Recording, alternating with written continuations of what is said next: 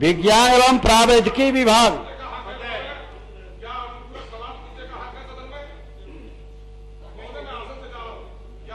क्या है बताइए, बताइए क्या है। संवेदनशील सरकार है और सबको शिक्षा देना चाहती है।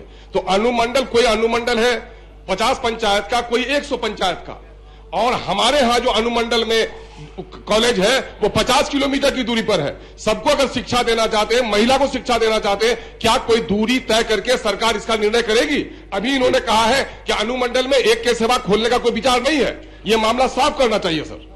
सरकार विचार रखती है, दूरी तय कीजिए। महिला 50 किलोमीटर कैसे दूर आएगी बेटियां हमारी? बाद आपको अच्छा आप भी पूछ लीजिए, बैठ जाइए, आप भी पूछ लीजिए।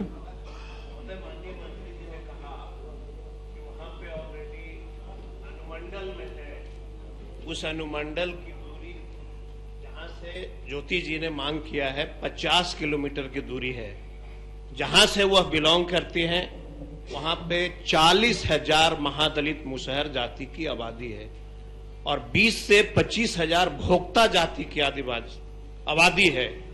उसके 99% जो लोग हैं वह शिक्षा से वंचित हैं। स्कूल की शिक्षा 8वां 9वां तक ग्रहण कर लेते हैं, उसके बाद आप उसको सर्वे करा लीजिए, 99% या 2 जाति के व्यक्ति शिक्षित नहीं है। इसलिए उन्होंने मांग किया है कि आप मोहनपुर 12 चट्टी में उनको जो है ये मिलना चाहिए।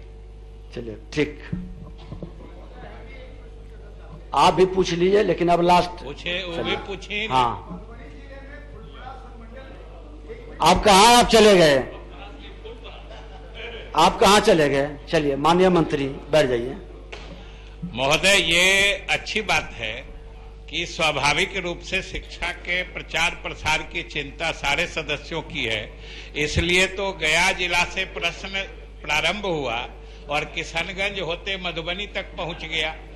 और अध्यक्ष महोदय, हम सारे सदस्यों को बताना चाहते हैं कि अख्तरुल जी भी सुने होंगे और सर्वजीत जी भी सुने होंगे कि हमने इसीलिए कहा कि प्रथम चरण में, हमने ये नहीं कहा कि आगे कभी नहीं कोई नहीं खोला जाएगा।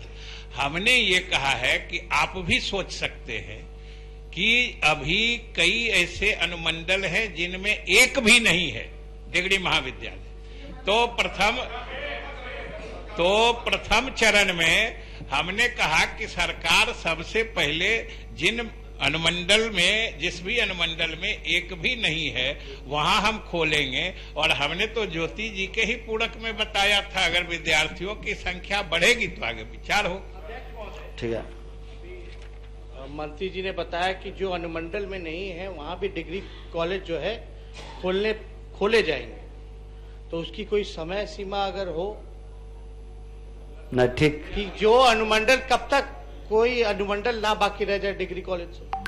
नहीं, वो शीघ्र हम लोग का प्रयास है अध्यक्ष महोदय।